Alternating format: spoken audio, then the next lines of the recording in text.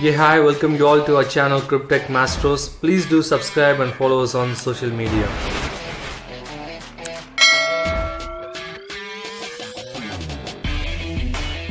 So before we get into today's topic, I would like to share some information about our channel. So we are continuously posting various videos about the cryptocurrency from basic level to the advanced level. Also, we are posting the regular market update videos. The link for the different episodes of videos has been given in the description. So please do watch it and subscribe and support us. So in today's market update video, we are going to see about the decentralized application, and this is one of the important in the blockchain ecosystem. So decentralized applications helps us to understand easily about the blockchain ecosystem. So there are different kind of application categories in the blockchain ecosystem. If you take about the blockchain ecosystems, there are n numbers, and we can name it by names. Example: Ethereum blockchain, Solana blockchain, Polkadot blockchain ecosystem, and Cardano ecosystem, Neo blockchain, and so on. So in today's video, we are going to see the below categories. So the first one is the dApps, and the next one is the AMM, and the third one is the DeFi, and the next one is the DeFi lending and borrowing. And the fifth is the DEX, that is the decentralized exchange, and the sixth one is the prediction market, and the seventh one is the governance token, and next one is the Oracle apps, and the ninth one is the SDK, and the final one is the gaming apps. So the blockchain ecosystem plays some platform for all these application categories. So we will see the basics of each category in today's video. In case if you wish to have in-depth details about each category, please do comment in our comment section. So we'll post a video on priority. However, we already have a plan to post the application categories in different blockchain ecosystems in detail in the future. So please watch our channel regularly for the market updates and learnings. So we will start off with the dApps. So dApps is the decentralized application. We've already seen more details about the dApps in our previous videos. So if anybody is watching for the first time, so I will give this small introduction about the dApps. So in dApps, the software application will not run in the centralized network. Instead, it will run in the decentralized peer-to-peer network. So we can take an example for the centralized application, that is our daily use Facebook and WhatsApp. So all these data are getting stored in the centralized network. So in dApps it is different. In peer-to-peer network, software will be developed and used. So some example for dApps are Brave browser and Golem. Another good example for the dApps will definitely surprise everyone. So it is BitTorrent. So mostly everyone would have used it. It runs in a decentralized network. So next we are going to see about the AMM. It is an automated market makers. So AMM brought the important use cases to the dApps. So generally in trading, there will be a buyer and the seller, and the trade will execute if the order book prices matches between the buy and the sell. Or for an instant, we can take an example. If someone is interested to buy at 100 rupees and another trader who is interested to sell at 100 rupees, here the trade value matches between the buyer and the seller, and the order book is executed with the transaction.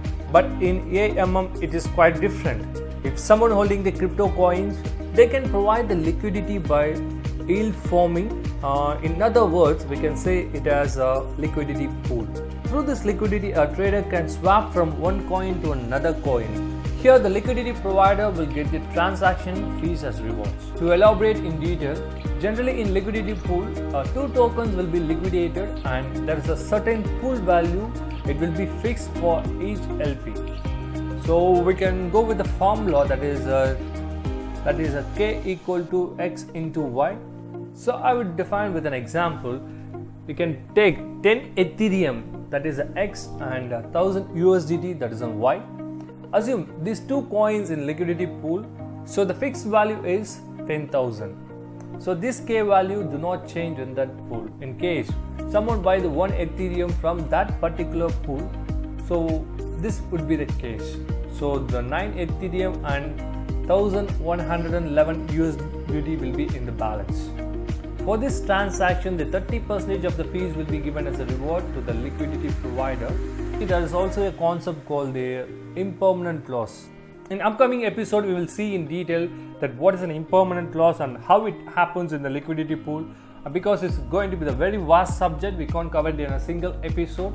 So also there's many things need to understand in LP. For the moment, we will stop here and we'll post a separate video about the LP in detail in future. So the third one we are going to see is the DeFi. It is a short form of decentralized finance.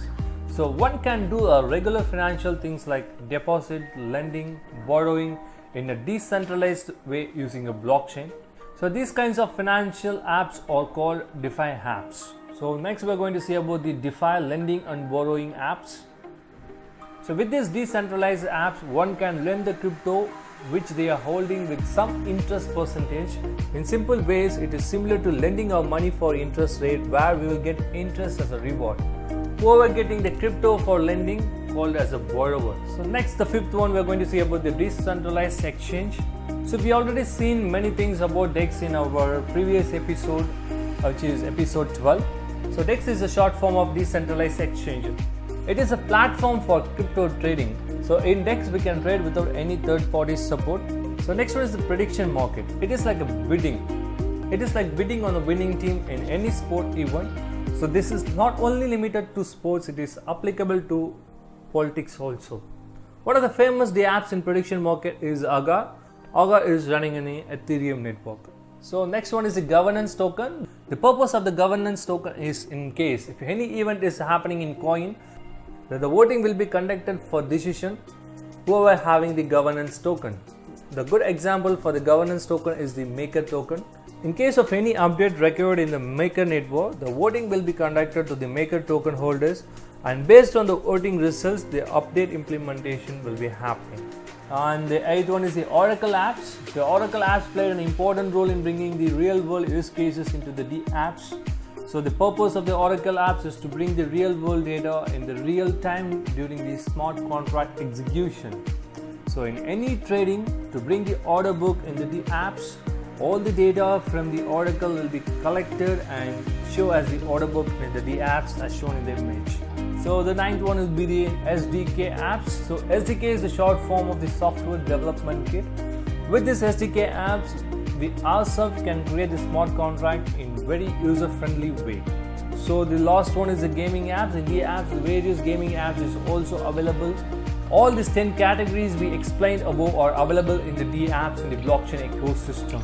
So guys, this is what I thought to cover in this particular episode.